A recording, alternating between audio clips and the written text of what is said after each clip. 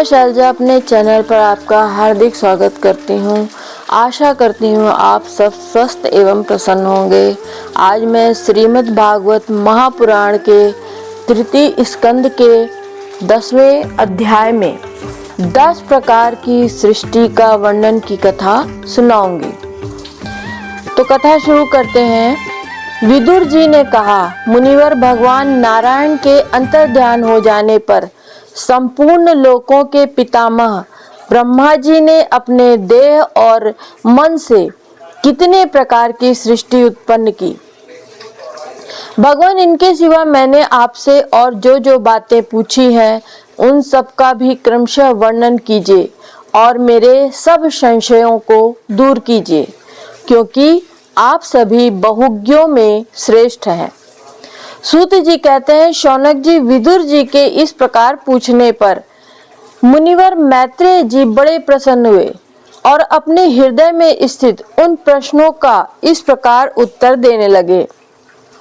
श्री मैत्रेय जी ने कहा, अजन्मा भगवान श्री हरि ने जैसा कहा था, ब्रह्मा जी ने भी उसी प्रकार चित्त को अपनी आत्मा श्री नारायण में लगाकर 100 दिव्य वर्षों तक तप किया।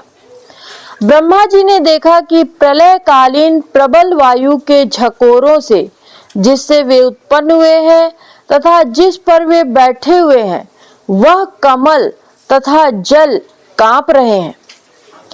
प्रबल तपस्या एवं हृदय में स्थित आत्मज्ञान से उनका विज्ञान बल बढ़ गया। उन्होंने जल के साथ वायु को पी लिया। फिर जिस पर स्वयं बैठे हुए थे उस आकाश व्यापी कमल को देखकर उन्होंने विचार किया कि पूर्व कल्प में लीन हुए लोकों को मैं इसी से रचूंगा। जब भगवान के द्वारा सृष्टि कार्य में नियुक्त ब्रह्मा जी ने तब उस कमल कोश में प्रवेश किया और एक के ही भूह भुवः स्वः ये 3 भाग किए। यद्यपि वह कमल इतना बड़ा था कि उसके 14 भुवन या इससे भी अधिक लोकों के रूप में विभाग किए जा सकते थे। जीवों के भोग स्थान के रूप में इन्हीं 3 लोकों का शास्त्रों में वर्णन हुआ है। जो निष्काम कर्म करने वाले हैं उन्हें महा तपः जनः और सत्य लोक रूप ब्रह्म लोक की प्राप्ति होती है। विदुर जी ने कहा, ब्राह्मण, आपके अद्भुत कर्मा विश्व स्वरूप श्री हरि की जिस काल नामक शक्ति की बात कही थी, प्रभु उसका कृपया वर्णन कीजिए। श्री मैत्रेय जी ने कहा, विषयों का रूपांतर या बदलना ही काल का आकार है।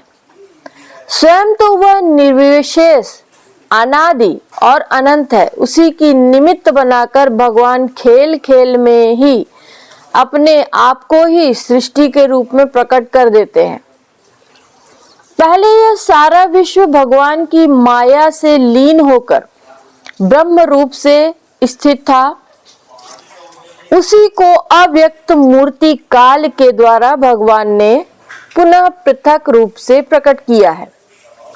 यह जगत जैसा अब है वैसा ही पहले ही था और भविष्य में भी वैसा ही रहेगा।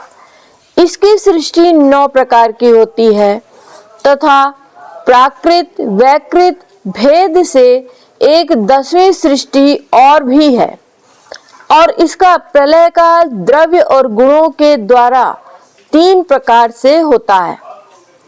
अब पहले मैं 10 प्रकार की सृष्टि का वर्णन करता हूँ। पहली सृष्टि महतत्व की है। भगवान की प्रेरणा से सत्वादि गुणों में विषमता होना ही इसका स्वरूप है। दूसरी सृष्टि अहंकार की है, जिससे पृथ्वी आदि पंचभूत एवं ज्ञानेंद्रिय और कर्मेंद्रियों की उत्पत्ति होती है। तीसरी सृष्टि भूत सर्ग है, जिसमें पंच महाभूतों को उत्पन्न करने वाला तन मात्र वर्ग होता है। चौथी सृष्टि इंद्रियों की है, यह ज्ञान और क्रियाशीलता से, क्रिया शक्ति से उत्पन्न होती है। यह ज्ञान और क्रिया शक्ति से उत्पन्न होती है। पांचवी सृष्टि सात्विक अहंकार से उत्पन्न हुए इंद्रियाधिष्ठाता देवताओं की है। मन भी इसी सृष्टि के अंतर्गत। छठी सृष्टि अविद्या की है।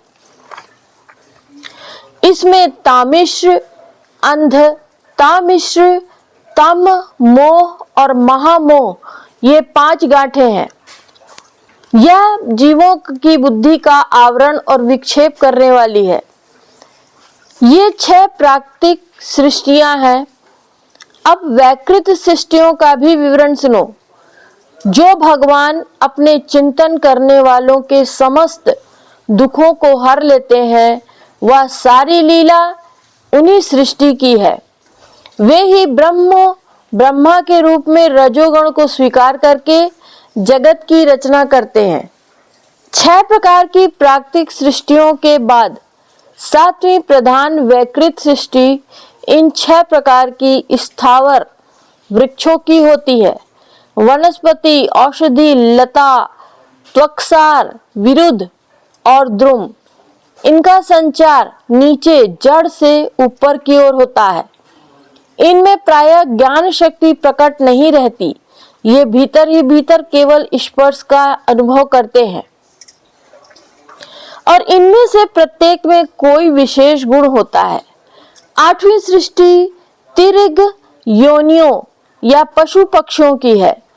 वह 28 प्रकार की मानी जाती है। इन्हें काल का ज्ञान नहीं होता।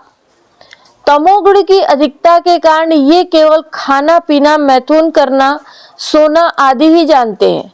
इन्हें सूंघने मात्र से वस्तुओं का ज्ञान हो जाता है।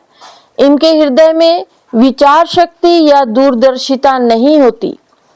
साधु श्रेष्ठ इन तिर्यकों में गौ, बकरा, भैंसा, कृष्ण मृग, सुअर, नीलगाय, रुरु नामक का मृग, भेड़ और ऊंट, ये द्विशफ 2 खुरों वाले पशु कहलाते हैं।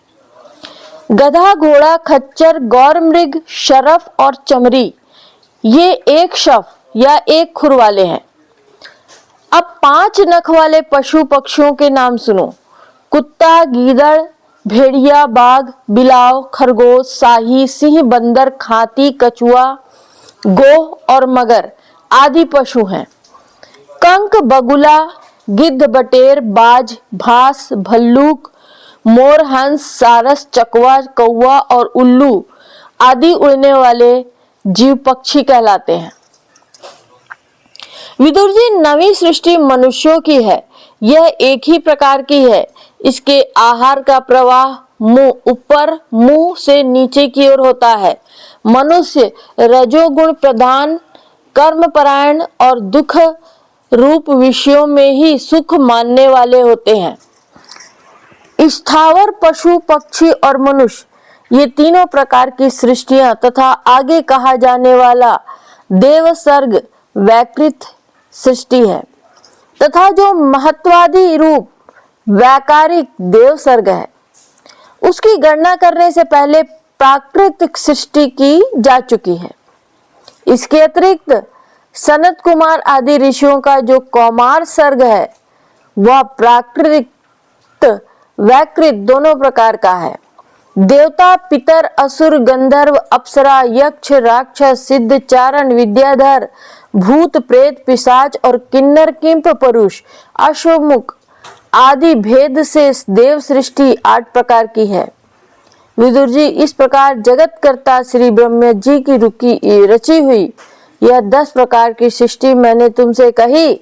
अब आगे मैं वंश और मनवंतर आदि का वर्णन करूंगा।